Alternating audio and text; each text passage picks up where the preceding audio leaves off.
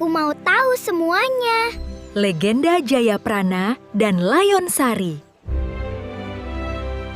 Bayangkan, kalian hidup di sebuah masa di mana ketampanan bukan sekadar anugerah, tapi sebuah target operasi.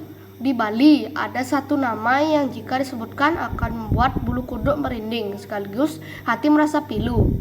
Jayaprana ini bukan sekadar cerita tentang cinta yang kandas, tapi tentang bagaimana penguasa menggunakan otoritasnya untuk menghancurkan hidup rakyatnya sendiri. Apakah benar cinta yang terlalu murni justru mengundang petaka dari alam semesta? Hari ini kita akan masuk ke dalam labirin emosi dan intrik politik kuno yang membungkus kisah legendaris Jayaprana dan Layon Sari. Kisah ini berlatar di kerajaan Kalianget dan Bali Utara. Namun kita tidak akan membahasnya dari sisi dongeng saja. Secara sosiologis, kisah ini menggambarkan struktur kekuasaan absolut di mana sabda raja adalah hukum Tuhan. Kita akan membedah bagaimana manipulasi psikologis dilakukan oleh seorang penguasa untuk memisahkan dua insan. Ini adalah studi kasus tentang dark trait.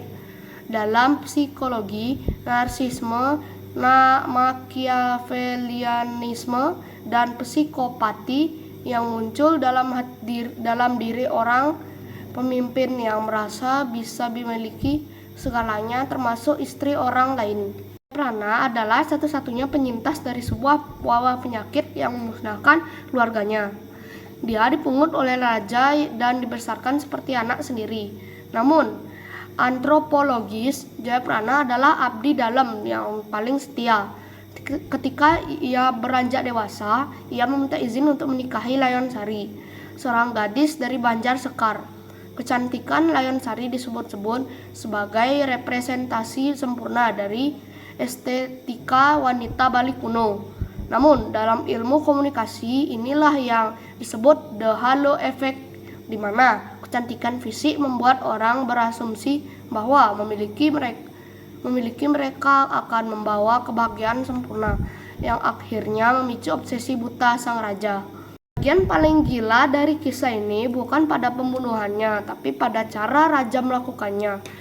Raja tidak mengirim pembunuh bayaran secara diam-diam, dan dia mengirim Jayaprana ke Teluk Terima untuk tugas negara yang palsu, dan memberikan Jayaprana sebuah surat untuk dibuka di lokasi. Isinya perintah Jayaprana agar menyerahkan nyawanya sendiri. Secara psikologis, ini adalah betrayal trauma tingkat tinggi. Jayaprana tahu dia dihianati oleh ayah angkatnya, tapi karena doktrin kesetiaan kasta, dia memilih untuk membiarkan dirinya dibunuh oleh Patih Saung Galing tanpa perlawanan. Dia memilih mati demi menjaga kehormatan janjinya. Makam Jayaprana di Teluk Terima bukan sekadar situs ziarah. Secara biologis dan ekologis, wilayah ini adalah bagian dari ekosistem hutan musim yang sangat kering. Konon, saat Jayaprana terbunuh, darahnya tidak berbau amis, melainkan wangi bunga melati yang semerbak ke seluruh hutan. Fenomena ini adalah tradisi lokal, disebut sebagai bukti kesucian jiwa. Para pendaki dan peneliti sering melaporkan adanya anomali cuaca yang tiba-tiba berubah di sekitar area makam. Saat kisah ini diceritakan kembali dengan penuh emosi. Layon Sari bukan sekadar karakter pendukung yang lemah.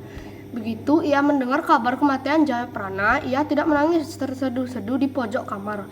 Dia menghadapi raja dengan keberanian luar biasa.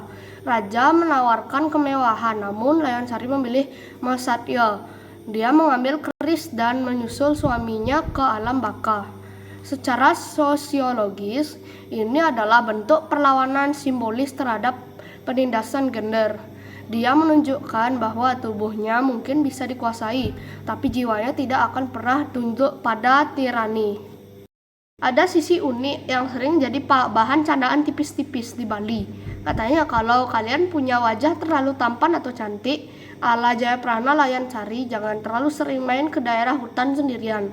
Nanti alam bisa cemburu. Selain itu, Jayaprana ini bisa dibilang cowok green flag paling ekstrim sejagat raya. Saking green flag-nya, disuruh mati saja dia berangkat. Kalau zaman sekarang mungkin teman-temannya bakal bilang, bro itu bukan setia, itu namanya kena ghosting tingkat dewa. Pelajaran moralnya buat kita semua, hati-hati kalau punya bos yang tiba-tiba baik banget, ngasih hadiah terus nyuruh dinas luar ke kota ke tempat yang nggak ada sinyal. Bisa jadi itu taktik halus buat menyingkirkan kalian pelan-pelan karena dia mau PDKT sama pacar kalian. Cerita Jayaprana ini adalah peringatan dini biar kita nggak cuma modal ganteng dan setia, tapi juga harus punya insting bertahan hidup. Jangan sampai surat PHK isinya malah surat perintah eksekusi. Tragedi Jayaprana dan Layon Sari adalah pengingat bahwa cinta sejati itu abadi, tapi kekuasaan itu fana. Kalau kalian suka cara kita membedah sejarah dengan bumbu sains dan psikologi seperti ini, pastikan kalian sudah tekan tombol subscribe. Coba tulis di kolom komentar, menurut kalian siapa yang paling bersalah dalam kisah ini? Patih yang menikam atau raja yang memerintah?